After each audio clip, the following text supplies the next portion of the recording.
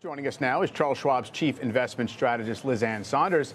Ann, great to see you. We're finishing up a third straight, very rewarding year for U.S. equity investors. What's your kind of headline message to them in terms of what ought to be expected in 2026, and what are the key themes they should focus on?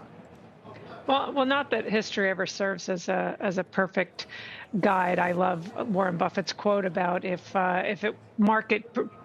predicting market returns was just about history, then librarians would be the richest people in the world. But if you do look back at three strong or up years in a row, more often than not, they're followed by another decent years. I think it's going to be a choppier pattern, though, but what I think will characterize 2026 more than just maybe up or down is pretty swift rotations under the surface. And that's something that really started to bubble up over the past couple of months. And you've seen leadership shifts that are pretty remarkable. And I think that's likely to continue. I think it sets the stage for a more level playing field for active relative to passive, and for equal weight relative to cap weight, and for opportunities down the cap spectrum, but not in a linear fashion, I think, in fits and starts. Yeah, I guess the sort of leadership shifts you refer to in the last couple of months is probably, somewhat away from the mega cap secular growth names and toward more cyclicals, right? So financials and other parts of consumer cyclicals and things like that. Is that a trend that we should extrapolate into next year, or do you think it's just going to be kind of continually passing the baton? I do think that there are probably legs to some of the recent leadership areas like healthcare, maybe, and financials.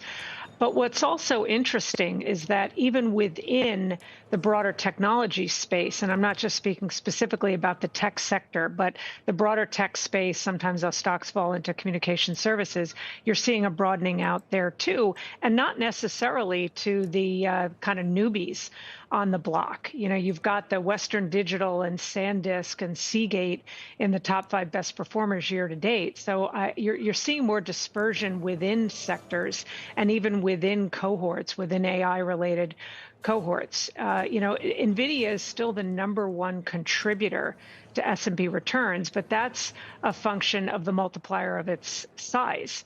It's actually ranked, I think, 83rd in terms of price performance on a year-to-date basis. So I think that's another thing that's really important for investors to understand, is not to conflate contribution to cap-weighted returns versus price performance. I think from a price performance standpoint, there's a growing kind of pool of opportunities.